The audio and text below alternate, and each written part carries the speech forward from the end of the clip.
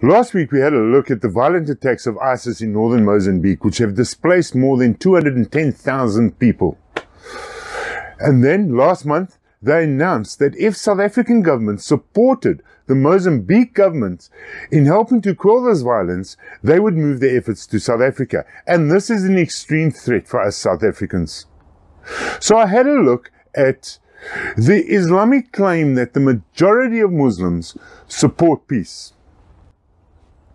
Yet, those same majority Muslims, 71% of them support Sharia law. Now, under the two, peace and Sharia law, there's no reconciliation because Sharia law claims that Muslims must dominate the world and then only can there be peace.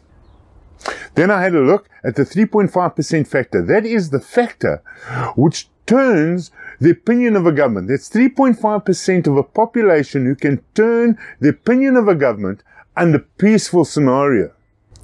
Having a look at the 8% of Muslims which support Muslims extremist and violence, that means there's 144 million Muslims worldwide ready to take up arms and kill all non-believers in the name of Allah.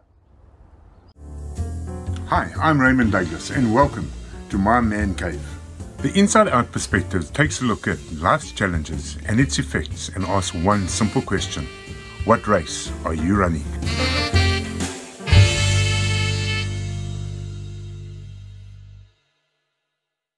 So let's have a look how Islam got into Mozambique. We know from the historical records that Bantu tribes from Nigeria migrated down from Nigeria through Central Africa and then into the Mozambican area.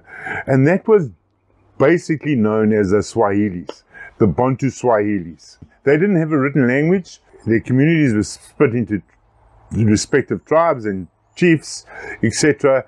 And they came down and they populated that area. And that was at about the time of the end of the 1st century. Now we know from 639 onwards, we have the Islamic expansion into North Africa.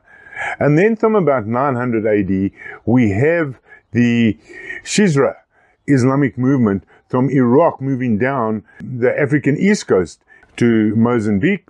They interact with the Swahili tribes there.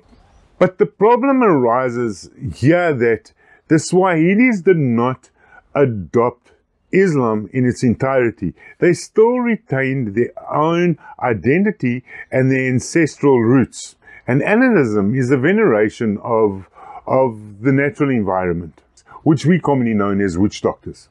And they retained this identity. So now you've got this Islamic compromise in the northern part of Mozambique. Shuaris carrying on moving down south and establishing themselves in the southern part of Mozambique. And they believed that exclusive claim over their Islamic identity and authority over this coastal region. And they were the ones which were blessed by Allah and the Islamic faith. And this is the first conflict which we have between compromised faith of the Swahili Muslims and the traditional base down south. Now, this is very important because it highlights the dilemma within the Islamic circles that the Ummah is what they try and present as in total unity is not in total unity. This is the cause of all conflicts within regions.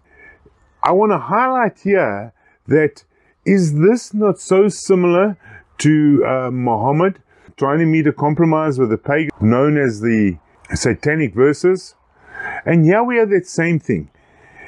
And understand that Islam is based on Tawhid, the worship of one God. And now you have a new sect formed in the northern part of Mozambique, which retains its identity and its ancestral worship. So just to recap and put us in the picture, by the 1600s, we have three very distinct groups in Mozambique. We firstly have the Swahili Muslims, which are basically polytheists, worshipping a number of different gods within the Islamic context. We have the traditional Bantu Swahilis in the mainland, and then you have the Orthodox Muslims in the south. And this is the environment which the Portuguese came upon when they arrived in Mozambique in the 1600s, together with their influence of Christianity. By the 1800s, the slave trade was starting to be cut off from objections from the west coast, which then brought the slave trade into a highlighted and very prosperous scenario on the east coast. And this was capitalized by Musa Muhammad Sabid in 1879, where he masterminded the network through the Swahili tribes into the interior to be able to have a path of continual flow of slaves going into the east and back into Europe. And that's very important because that was the security of their wealth and footprint into Mozambique. Now remember that this is not the traditional Sunni sect of Islam which came down along the east coast. This is a new sect which came from the Comores, the Sufi Muslims coming in from the Comoran Islands into the Mozambican islands and capturing and masterminding the slave route. So suddenly we now have the Sufi influence into the Mozambique environment. And during this time we have additional pressure on the population of Mozambique, with more Bantu migration coming in from Central Africa into the Mozambique area, namely the Murundis, the Zimbas, the Mapulas, and finally the Nungis. And this is the environment which brings us up to the 1960s, and the extreme pressure and turmoil and dissatisfaction of the Portuguese rule within Mozambique. So just to sum up what we have learned today, by the 1960s, the Mozambique political religious environment was pretty much in a turmoil. In the north, you have the Swahili Islamic sect, which is retaining its ancestral roots within the Islamic faith, which contradicts the worship of one God.